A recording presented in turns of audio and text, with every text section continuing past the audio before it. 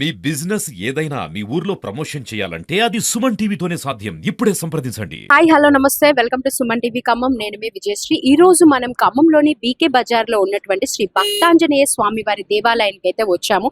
So ఇక్కడ అయితే భక్తులు ఈ ఆంజనేయ స్వామి గుళ్ళో అయితే ఎన్నో పూజలు కార్యక్రమాలు అయితే నిర్వహిస్తూ ఉంటారు. సో ఇక్కడ నిర్వాహకులను అడిగి అసలు ఇక్కడ ప్రత్యేకమైన పూజలు ఏంటి, కార్యక్రమాలు ఏంటి, భక్తుల స్పందన ఏంటి అనేది మనం ఇక్కడ అడిగి తెలుసుకుందాం. సో ఇక్కడ ఈ గుడి యొక్క అర్చకులు ఉన్నారు. ఈ గుడి యొక్క అర్చకులతోటి ఈ గుడి యొక్క విశిష్టత అసలు ఎన్ని సంవత్సరాల నుంచి ఉంది, స్వయంభూ అని చెప్పేసి అయితే విన్నాం మనం. సో దాని గురించి మనం అర్చకులను అడిగి తెలుసుకుందాం. నమస్తే అండి, మీ పేరు? జై శ్రీరామ్.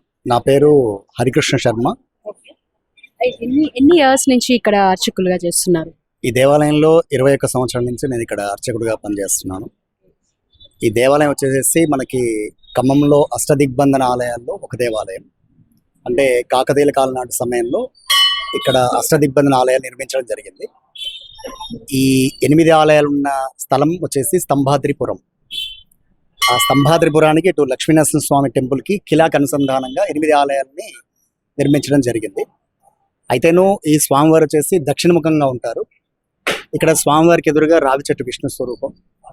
ఇక్కడ ఎవరైనా సరే మొక్కుకొని 105 ప్రదక్షిణలు చేస్తే వాళ్ళకి ఖచ్చితంగా విజయం సాధిస్తారు. ఎలాంటి సమస్య అయినా సరే ఇక్కడ నెరవేరుతుంది. మనకి హైదరాబాద్లో చిలుకూరు బాలాజీ టెంపుల్లో ఎలా అయితే 108 గిరి ప్రదక్షిణలు చేస్తూ ఉంటారో అలా ఇక్కడ విశిష్టంగా 105 ప్రదక్షిణలు చేస్తూ ఉంటారు. ఇక్కడ వివాహాలకు సంబంధించిందైనా, సంతానానికి సంబంధించిందైనా, ఉద్యోగాలు కానీ, విదేశాలకు ముఖ్యంగా ఇక్కడ ప్రదక్షిణ చేసిన వాళ్ళు అన్ని దేశాలలో ఉన్నారు. మన స్వామివారి సింధూరం కూడా అన్ని దేశాలలో కూడా తీసుకెళ్ళిపోయారు. ఎవరైనా ఇక్కడ మన దేశానికి వచ్చినప్పుడు వాళ్ళు ఖచ్చితంగా మళ్ళీ వచ్చి 105 ప్రదక్షిణ చేసుకొని మళ్ళీ స్వామివారి సింధూరం తీసుకొని వెళ్తుంటారు. ఆరోగ్య సమస్యలతో ఉన్న వాళ్ళు కూడా, అతి కష్టం బతకరు అన్న వాళ్ళు కూడా ఇక్కడ వచ్చి ప్రదక్షిణ చేసిన వాళ్ళు ఉంటే వాళ్ళు వచ్చి చేస్తే ఖచ్చితంగా వాళ్ళు ప్రాణాలతో బతికి ఇక్కడ ప్రదక్షిణ చేసిన సంఘటనలు కూడా ఎన్నో ఉన్నాయి. ఇక్కడ దక్షిణముఖంగా ఉన్న స్వామివారికి ఎదురుగా సుబ్రహ్మణ్య స్వామి ఉంటారు. అంటే కాలసర్ప దోషం సంబంధించింది కానీ, కుజదోషం సంబంధించింది కానీ, కళ్యాణం సంబంధించిన దోష నివృత్తి గురించి ఇక్కడ ప్రదక్షిణ చేస్తే ఖచ్చితంగా వాళ్ళకి పెళ్ళిళ్ళు అయితే పెళ్ళిళ్ళు కావాల్సిన పెళ్ళిళ్ళు అవుతాయి, సంతానం కావాల్సిన సంతానం కలుగుతుంది. వాటికి సంబంధించి 105 ప్రదక్షిణలు వచ్చేసి పసుపు కొమ్ములతో చేయాల్సి ఉంటుంది. ఇక్కడ ఒక్కొక్క ప్రదక్షిణకి ఒక్కొక్క ప్రత్యేకత ఉంటుంది. అంటే పెళ్లి కావాల్సిన వాళ్ళకి ఒకటి, లేదంటే ఉద్యోగానికి సంబంధించిన ఒకటి, వాళ్ళు ఒక రకంగా ప్రదక్షిణలు చేయాల్సి ఉంటుందా? పెళ్లికి సంబంధించేసి సంతానం సంబంధించింది పసుపు కొమ్ములతో చేస్తూ ఉంటారు.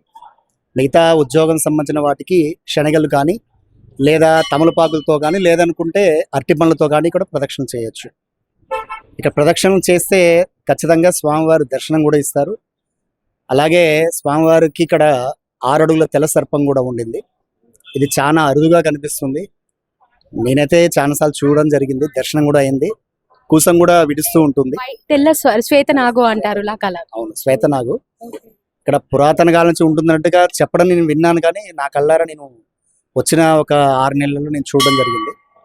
అది చూసిన మరుక్షణం నేను స్వామివారి నిజంగా చాలా అదృష్టంగా భావించాను.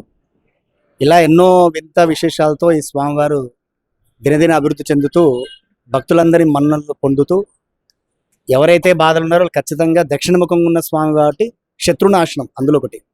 ఎవరైనా మనకి శత్రువు ఉన్న వాళ్ళు కూడా ఈ స్వామి దర్శనం చేసుకున్న వెళ్ళిన తర్వాత ఖచ్చితంగా వాళ్ళు మనకి మిత్రులుగా మారి ఇదవుతారు. అంటే ఇప్పుడు హనుమాన్ జయంతి ఉంటుంది, లేదంటే శ్రీరామనవమి ఉంటుంది. అలా ప్రత్యేక సందర్భాలు ఇక్కడ ప్రత్యేకంగా ఏమైనా పూజలు చేస్తూ ఉంటారా? మనకి ముఖ్యంగా మన దేవాలయంలో శ్రీరామనవమి, హనుమాన్ జయంతి, కార్తీక మాసం, దాంతోపాటుగా ముక్కోటి, ఈ పర్వదినాలలో ఇక్కడ విశేషంగా స్వామివారికి మూల విరాట్కి ఆంజనేయ స్వామికి అభిషేకాలు ఉంటాయి. అభిషేకం, సింధూరార్చన, సహస్రనామార్చనతో పాటుగా వెజిటేబుల్స్ రైస్తో కూడా స్వామివారికి అలంకరణ చేస్తూ ఉంటాము. ప్రతి పర్వదినానికి ఇక్కడ అన్నదాన కార్యక్రమం కూడా నిర్వహించడం జరుగుతుంది. ఈ అన్నదాన కార్యక్రమాన్ని కూడా విశేషంగా భక్తులు తరలి వచ్చి ప్రసాదం స్వీకరిస్తూ ఉంటారు. ఇవి దీక్షలు తీసుకోవటం, మాలలు ధరించడం అలాంటివి ఇక్కడ అవి కూడా ఉంటాయండి. మనకి హనుమాన్ జయంతికి 11 రోజులు దీక్షలు వేస్తూ ఉంటాము.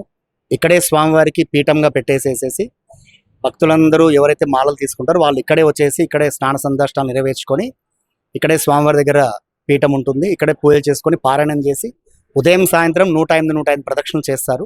అట్లాగే సహస్రనామార్చన, చాలీస పారాయణ, ముఖ్యంగా 108 పర్యాయాలు ప్రతిదినము చేస్తూ ఉంటారు. అలా 11 రోజులు చేస్తున్న సందర్భంగా మధ్యలో ఒక హనుమత్ హోమం అనేది కూడా నిర్వహించడం జరుగుతుంది. దాంతోపాటుగా విశేషంగా స్వామివారికి మూల విరాటికి అభిషేకం కూడా చేస్తాం. ఈ హనుమత్ జయంతి మాలలు కూడా మేము ఒక్కొక్క సంవత్సరం ఒక్కొక్క క్షేత్రానికి వెళ్తూ ఉంటాం. భద్రాచలం, పొన్నూరు, కొండగట్టు.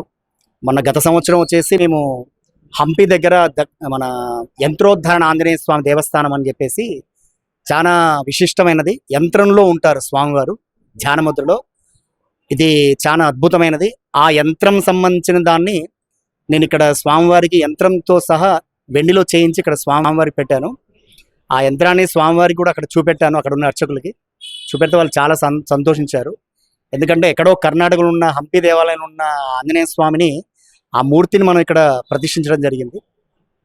ఇలా చాలా చాలా విశేషాలతో ఇక్కడ కార్యక్రమాలు, హనుమత్ జయంతి కార్యక్రమాలు చేస్తూ ఉంటాం. ఇంకొకటి ఏంటంటే శ్రీరామనవమి జరుగుతుంది కదా, సో అప్పుడు కూడా కళ్యాణం చేయటము, ఇక్కడ భక్తుల నుంచి స్పందన ఎలా ఉంటుంది? ఇక్కడ విశేషం ఏంటంటే శ్రీరామనవమి పర్వదినాన నలుమూలల నుంచి వస్తారు. ఈ ఏరియా వచ్చేసి బీకే బజారు. ఇక్కడ ఇదివరకు పెద్దగా పబ్లిక్ అంటే భక్తులు వచ్చిన సందర్భం చాలా తక్కువ. మేము వచ్చిన తర్వాత కళ్యాణ కార్యక్రమాలు, అభిషేకాలు, హనుమాన్ జయంతి కార్యక్రమాలు, ముక్కోటి, అలాగే ఉగాది పర్వదినాలు చేస్తున్న సందర్భంగా శ్రీరామనవమికి విశేషమైనటువంటి భక్తుల స్పందనతో ఇక్కడ వస్తుంటారు. అలాగే గత సంవత్సరం కూర్చున్న వాళ్ళకి ఈ ఇయర్ వాళ్ళకి సంతానం కలిగింది. ఒకళ్ళు పెళ్ళిళ్ళు కావాల్సిన వాళ్ళని వాళ్ళ తల్లిదండ్రులు కూర్చున్న సందర్భంలో మొన్న గత 2 months బ్యాక్ కూడా వివాహం జరిగింది. అట్లా కళ్యాణపీఠల మీద కూర్చున్న వాళ్ళకి సంతానం లేని వాళ్ళకి సంతానం కూడా కలుగుతుందన్న విశేషం కూడా ఉంది ఇక్కడ. ఇలా చెప్పుకుంటూ పోతే చాలా చాలా విశేషాలు ఉన్నాయి. ఇది ఎన్ని సంవత్సరాల నుంచి ఉంది సుమారుగా గుడి? గుడి వచ్చేసేసి 500 సంవత్సరాల క్రితం మేము 2007లో ఇక్కడ అపాయింట్మెంట్ అయ్యాము. అంటే దేవాదాయ శాఖ కిందికి వెళ్ళిందా ఇది? ఇది దేవాదాయ శాఖలో ఉండిందండి, ఎండోమెంట్ ఆధీనంలో ఉంది. 2007లో నేను ఇక్కడ అపాయింట్మెంట్ అయ్యాను. అప్పటి నుంచి భక్తుల సహకారంతో, దాంతోపాటుగా మా ఈవో గారు, మేనేజర్ గారు శ్రీనివాస్ గారు ఆధ్వర్యంలో, దాంతోపాటుగా 2005 నుంచి కూడా ఈ రోజు వరకు మాకు సపోర్ట్ చేస్తున్నటువంటి భక్తులందరి సమక్షంలో, అందరి సమూహంతో కూడా ఈ దినదిన అభివృద్ధి చేసుకుంటూ ఇప్పటివరకు ఈ ఆలయాన్ని తీర్చిదిద్దుతూ వచ్చాము. మళ్ళీ ఈ దేవాలయాన్ని కూడా పునర్నిర్మాణం అనుకుంటున్నాము. భక్తులందరూ సహకరించిన తర్వాత ఈ నిర్మాణం చేద్దామని తలుచుకుంటున్నాం. దానికి భక్తులందరూ కూడా మీకు ఎలాంటి మార్పులు అంటే ఎలా? అంటే స్వామివారికి ఎప్పుడో డంగు సున్నంతో కట్టినటువంటి గర్భాలయము, దాన్ని పూర్తిగా కూడా రాతి కట్టడంతో పాటుగా దేవాలయం ప్రాంగణం మొత్తం కూడా స్లాబ్ నిర్మాణం చేసి విగ్రహాలతో విగ్రహ ప్రతిష్ఠ లాగా చేసేసి, అట్లాగే గణపతి విగ్రహాన్ని, సుబ్రహ్మణ్య స్వామి విగ్రహాన్ని ప్రతిష్ఠ చేసి ఈ దేవాలయం అందరికీ, భక్తులందరికీ అందుబాటులో ఉండే విధంగా కార్యక్రమాలు ఇంకా ఘనంగా చేసే విధంగా చేద్దామనే ఆలోచన. ఎందుకంటే చిన్నదైపోయింది దేవాలయం కూడా, భక్తులు తాకిడి వల్ల కొంచెం చిన్నదైపోయింది. భక్తులు అయితే చాలా మంది కనిపిస్తున్నారు, చూస్తున్నాం కదా మేము. అదే అనుకుంటున్నాం, మీ భక్తులందరి సహకారంతో, ఖమ్మం నగర పట్టణంలో ఉన్నటువంటి భక్తులందరి సహకారంతో ఈ దేవాలయాన్ని ఇంకా తీర్చిదిద్ది భక్తులందరికీ సమక్షంలో చాలా సంతోషంగా ఈ కార్యక్రమాలు నిర్వహించాలని చెప్పేసి మేము ఈ సుమన్ టీవీ ఆధ్వర్యంలో మీకు చెప్పడం జరుగుతుంది. మాకు చాలా సపోర్ట్ చేశారు టీవీ సంబంధించిన బృందం వాళ్ళు కూడా. చాలా చాలా ధన్యవాదాలు. అదండి అర్చకులు చెప్పేది. సో 500 సంవత్సరాల నుంచి కూడా ఈ గుడి అయితే కాకతీయుల కాలం నుంచి కూడా ఇక్కడైతే ఉందని, ఇది స్వయంభూ అని చెప్పేసి చెప్తున్నారు. అంతేకాకుండా ఈ గుడిలో ఎవరైనా సరే తమ మనసులో ఎలాంటి కోరికలు ఉన్నా సరే ఆ కోరికని 108 ప్రదక్షిణలు చేస్తే తప్పకుండా ఆ కోరిక నెరవేరుతుందని, పెళ్లి కాని వాళ్ళకి పెళ్లి అవుతుందని, సంతానం లేని వాళ్ళకి సంతానం కలుగుతుందని, ఉద్యోగము, వీసా అన్ని కూడా ప్రతి ఒక్క కోరికలు దానికి తగ్గట్లు 108 ప్రదక్షిణలు చేస్తే కంపల్సరీ ఖచ్చితంగా ఆ కోరిక అయితే నెరవేరుతుందని ఇక్కడైతే భక్తుల ప్రగాఢ నమ్మకం ఉంది. సో కొంతమంది స్థానిక భక్తులు ఉన్నారు, ఆ భక్తులతో కూడా మనం మాట్లాడతాం. నమస్తే అమ్మ, మీ పేరు? అరుణ అండి. ఎన్ని సంవత్సరాలకు వస్తున్నారు ఇక్కడ ఈ గుడికి? నేను చిన్నప్పటి నుంచి 50 years అయింది. ఇయర్స్ నుంచి వస్తున్నారు. ఓకే, ఎలా ఉంది మీకు ఈ స్వామి వారితో మీ అనుబంధం ఏంటి? అంటే ఇక చిన్నప్పటి నుంచి రావడం, మళ్ళీ ఈ మధ్య కొద్దిగా ఎక్కువ వస్తున్నాం పెళ్ళైనప్పటి నుంచి. కానీ ఇది మహిమ గలదే ఆంజనేయుడిదే. మా మమ్మీ డాడీ వాళ్ళు కూడా చెప్పేవాళ్ళు. మా ఇల్లు ఇక్కడే ఉంది. సో చిన్నప్పటి నుంచి వస్తున్నారు. Okay, thank you. నమస్తే అండి, మీ పేరు? సునీల్ కుమార్. కుమార్ గారు, ఎన్ని సంవత్సరాల నుంచి ఇక్కడికి వస్తున్నారు? స్వామి వారితో మీ అనుబంధం?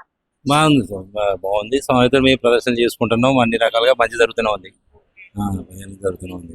అంటే నార్మల్ గా ఇక్కడ ఇందాక అర్చకులు చెప్పింది ఏంటి అంటే మనది ఏ కోరిక అయినా సరే ఆ కోరిక కోరుకొని 108 ప్రదక్షిణలు చేస్తే కంటిన్యూ చేయబడేది ఏంటంటే కంటిన్యూ ప్రాబ్లమ్స్ తీరబట్టే కదా మేడం, కంటిన్యూ అవుతున్నా ఉంది. ఇప్పుడు కంటిన్యూ అవుతున్నాం మేము కూడా 8 సంవత్సరాల నుంచి. అది ఇక మళ్ళీ ఇక మనకు ఉన్నంత కాలం తప్పదు, ఇక భూమి మీద ఉన్నంత కాలం బాగానే ఉంది. అంటే స్వామి వారు మీ కోరికలన్నీ తీరుస్తున్నారా? 100% తీస్తున్నారు, తీరబట్టే కదా మేడం. ఎలా పూజలు కార్యక్రమాలు ఎలా నిర్వహిస్తారు ఇక్కడ? అంటే హనుమాన్ జయంతి కానీ శ్రీరామనవమి రోజు సమయంలో ఎలాంటి కార్యక్రమాలు నిర్వహిస్తారు? మా పెద్దయ్య గారు చిన్నయ్య గారు ఇద్దరు కలిసి చేస్తారు, బాగానే కార్యక్రమం మొన్న కూడా చేశారు. మొన్న కూడా కార్యక్రమాలు అయిపోయినాయి, బాగానే చేశారు. మీకు సుమారుగా ఎన్నిసార్లు చేసి ఉంటారు 108 ప్రదక్షిణలు? నేను మేడం ఒక 10 సార్లు చేసి ఉంటాను మేడం. సో ఆ 10 సార్లు మీ కోరిక తీరటం వల్ల తీరిపోయినాయా? తీరబట్టే మేడం, తీరబట్టే. హర్ష అండి. ఎన్ని ఇయర్స్ నుంచి ఈ టెంపుల్ కి వస్తున్నారు? ఆల్మోస్ట్ ఒక 15 years to 20 years నుంచి వస్తున్నానండి. చిన్నప్పటి నుంచి వస్తూనే ఉన్నాను. నా ఊహకు వచ్చేసి ఒక 20 years నుంచి వస్తున్నానండి. అంతే. మొక్కులు తీర్చుకోవటం, ప్రదక్షిణలు చేయటం చేస్తూ ఉంటారా? అన్ని కూడా ప్రతి ఒక్కటి కూడా నేను ఇక్కడికి వచ్చే అనుకుంటే మాత్రం తప్పనిసరి ఇది 6 months లో అటు ఇటు జరిగిపోతుందండి. నా మ్యారేజ్ కానీ ఏదైనా కానీ ఇక్కడ అనుకున్నప్పటి నుంచే జరిగింది. ఇప్పుడు ప్రెసెంట్గా నేను హౌస్ కూడా స్టార్ట్ చేశాను. ఇక్కడికి వచ్చినప్పటి నుంచే ఏదైనా స్టడీ పరంగా కానీ ఏదైనా కానీ ఇక్కడ మొక్కుకొని ఒక 108 ప్రదక్షిణలు చేసామంటే ఇక ఫలితం మొత్తం దేవుడే చూసుకుంటాడు. నేను ఈ గుడికి దాదాపు ఒక 5 సంవత్సరాల నుంచి వస్తున్నాను. ఇక్కడ ఏదనుకుంటే అది ఖచ్చితంగా అయిపోతుందండి. అంటే 108 ప్రదక్షిణలు దాదాపు ఒక 10 సార్లు చేశాను నేను. నా మ్యారేజ్ కూడా ఇక్కడికి వచ్చి అంటే కావాలని మొక్కున్నాను, అంటే అయిపోయింది ఒక 6 months లో. ఇక్కడ మెయిన్ ఏంటంటే దేవుడు ఎంతో అయ్యగారు కూడా అంతే మనకి ఇక్కడ. ఎందుకంటే అయ్యగారు ఎవరినైనా రిసీవింగ్ లో బాగుంటాడు. అది బాగా మీకు సలహాలు ఇస్తూ ఉంటారా? మీరు ఇలా చేయండి, ఇలాంటి పూజలు చేయండి అని చెప్తూ ఉంటారా? చెప్తూ ఉంటారు. అన్ని విధాలుగా మనకి ఇక్కడ గుడికి వస్తే అన్ని బాగున్నాయి, హ్యాపీగానే ఉంటుంది. మీరు కూడా కోరికలు కోరుకొని ప్రదక్షిణలు చేశారా? నేను రెగ్యులర్ చేస్తూనే ఉంటాను. నేను ఎవ్రీ ట్యూస్డే సాటర్డే వస్తుంటాను. Thank you so much.